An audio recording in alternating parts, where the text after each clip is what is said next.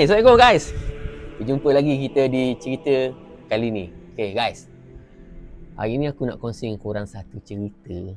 Sebab ramai sangat duk minta dengan aku cerita seram. Okay guys, benda ni real punya cerita. Berlaku pada tahun ni. Benda tu berlaku pada aku. Okay, jom kau dengarkan apa aku cerita.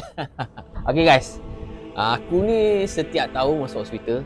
Sakit, macam-macam lah sakit ni setiap tahun. Tapi aku cerita yang latest, aku masuk hospital pada tahun ni.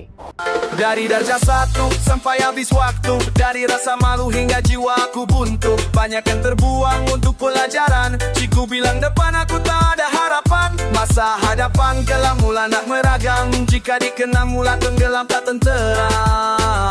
Aku dikejarkan ke ward kecemasan pukul 8 malam. Selepas duk cek, duk apa semua, aku diletakkan di satu ward pemerhati. Daripada 8 malam sampailah pukul 4 pagi, diletakkan di situ sekejap. Dalam pukul 10 pagi aku ditolakkan ke ward akulah, ditempatkan di satu ward ni, tingkat 7 tak silap aku. Waktu aku sampai ke katil aku, di sebelah aku ni ada satu pakcik India. Sebelah sini ada seorang remaja berbangsa Cina. Kat depan tu ada budak Melayu.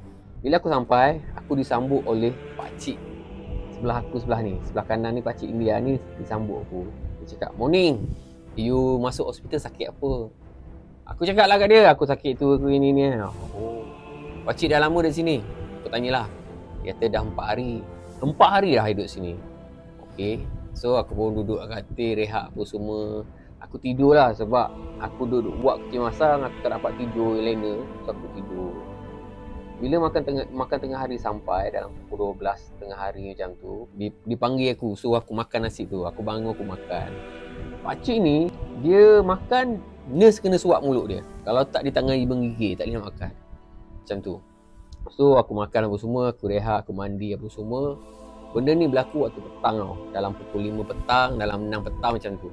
Okey, ni baru cerita dia. Pada waktu 6 petang, pakcik ni berborak dengan aku. Dia cakap anak dia ada 2 orang. Satu nama aku tak boleh bagi tahu lah nama, tapi dia sebutlah nama anak dia, perempuan dengan lelaki 2 orang. So dia kata dia duduk situ 4 hari, anak dia tak datang tengok tu. Dia cakap kat aku, saya besarkan anak saya, takkanlah saya sakit macam ni dia orang tak boleh datang. Aku pun rasa sedih jugalah. Lepas dia cerita-cerita kisah family dia apa semua, dia tidur. Selepas tidur, dia dah macam, bukan makcik tu dah. Dia dah macam orang lain. Dia bangun daripada tidur, dia dah macam merapu. Dia panggil, "Mami." Dia panggil mak dia, "Mami." Lepas tu dia cakap, "Apa tu?" Dia tunjuk aku, apa tu? Tak ada apa pun tapi dia tunjuk, apa tu? So, aku serang sejuk jugalah. Aku tengok tak ada apa pun. Bila dah nak masuk maghrib, dia buat macam ni. Dia kumpulkan alio dia kat sini. Lepas tu dia buat macam tu, seolah-olah dia lemas. Lepas tu bila nurse datang, dia gelak kat nurse tu. Dia cakap kat nurse, naikkan dia punya katil, dia nak air, dia tarik perhatian. Lepas tu selang 10 minit dia buat juga. Nurse datang lagi. Nurse pun marah, cakap, "Pakcik jangan buat macam tu. Kalau betul-betul pakcik nak panggil kami, pakcik tekan loceng." Ada loceng, batang loceng kat situ. Tapi tak. Okey. Kali ketiga, kali keempat, dah kali kelima nurse tak layan lah. Kata dia suka main-main macam tu. Dia buat macam alio tu berbuih. Lepas tu dia buat macam tu. Selalu dia buat macam tu. Dia berbuih, dia buat macam tu. Seolah dia dah mati. Agak lewat lah aku makan malam. Sebab aku kenyang lagi. Aku biarkan nasi tu dekat aku punya katil. Aku dah makan dalam pukul 8 malam lah. Tak silap aku lah. Aku tengah makan, pakcik tu bak. Aku jadi rimas lah. Aku tengah makan Aku diam. Aku makan. Dia buat macam alio tu berbuih-buih, melekat-lekat. Bergelegak-legak dalam mulut dia. "Cik, jangan buat macam tu. Saya nak makan ni." Dia pun tengok, dia senyum. Lepas tu aku dah siap makan, basuh mulut, basuh tangan.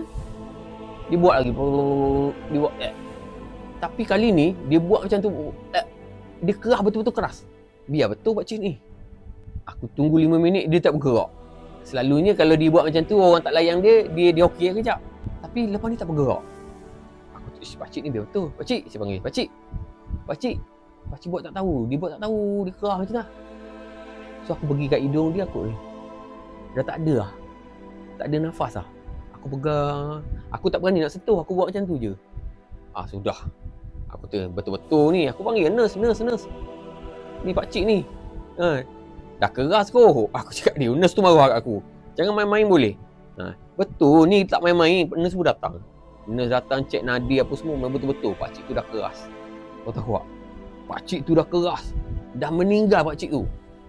Aku petang tak duduk cakap dengan aku elok-elok. Lepas tu dia buat perangai macam seolah-olah dia nak mati. Dia main ali apa semua. Tapi tiba-tiba dia meninggal depan aku. Sebab aku tengok dia dia pun keras. Aku ingat dia main-main lah. Tapi betul-betul benda-benda tu betul-betul yang berlaku, yang dia meninggal saat tu. Selang dalam pukul 9, pukul 10 anak dia baru sampai. Dengan isteri dia sampai. Anak dia menangis. Anak lelaki dia nangis. Aku teringat cerita petang tadi pakcik tu cerita kat aku. Dia cakap anak dia sejak dia duduk sini 4 hari anak dia tak datang pun. So aku panggil. You datang sini. Dia datang. You apa nama? Dia sebutlah nama dia tu. Dia cakap, you lah. You punya bapak ada sebut nama. Dia cakap disebut nama you berulang-ulang kali. Dia kata dia rindu tahu anak dia cakap apa. Baba. Aku cakap you punya bapak cakap dia rindu sangat sama you. Dia mau rasa you suap nasi dalam mulut dia. Aku sakit hati tau sebenarnya. Dia tak datang ayah dia. Lepas tu anak dia lelaki datang. You nama ini lah. Ya betul. Dia cakap you bagus, you punya anak, you punya apa kerja bagus, you anak dia menangis lelaki. Dia sebut nama you. You 2 orang anak dia sebut dia kata dia rindu. Dia cakap sama saya kalau dia mati dia mau peluk sama you sangat-sangat akhir. Padahal dia tak, pakcik tu tak cakap apa. Tapi aku sakit hati disebabkan perangai anak dia tak datang. Ayah dia duduk hospital 4 hari dia tak datang. Tapi aku punya sakit hati ni aku bagi. You punya ayah lah. Betul-betul dia cerita you punya baik lah, orang baik. Tapi you tak datang saat-saat dia meninggal. Dia cakap kalau dia meninggal dia mau peluk you tau. Dia menangis. Aku bukan kadang-kadang aku gelak, kadang-kadang aku sakit hati disebabkan apa perangai. Yelah ayah engkau. At least kau busy macam mana kau balik lah tengok. 4 hari dia duduk kat hospital. Kau datang lah tengok. Kau datang lah jenguk sekejap. Busy macam mana pun. Kita sebagai anak, kalau tak ada mak ayah, siapa kita kat dunia ni? Kenanglah jasa dia sikit. Macam mana perangai dia masa tua. Kau sebagai anak, kau ingatlah kenangan yang indah-indah bersama ayah kau. Kau datanglah sekejap ambil hati orang tua tu. Kau janganlah biar dia kat hospital. Tak kisahlah Melayu ke, India ke, Cina ke, sama je kita ni. Tak kira lah ayah ke mak ke, masuk hospital kau datang tengok sekejap. Itulah aku nak kongsi dengan korang satu cerita. Tak seram tapi bagi aku satu cerita, satu pengalaman yang aku tengok depan mata aku. Ya Allah, hari yang kau masuk hospital tu, mungkin Tuhan nak tunjuk peristiwa ni kat aku supaya aku berkongsi pengalaman ni kepada orang supaya tak terjadi benda-benda macam ni. Itulah aku harap korang pun lepas ni jagalah perasaan mak ayah, apatah lagi waktu dia sakit, waktu dia duduk hospital. Okey. Aku rasa sampai di sini sajalah cerita aku yang tak seberapa ni. Semoga korang rasa ada kebaikan atas cerita ni. Korang kongsi, korang share, like dan komen. Aku rasa tu saja ceritaku kali ni. Jaga diri, jangan tinggal semayang. Jumpa lagi di lain-lain cerita. Assalamualaikum.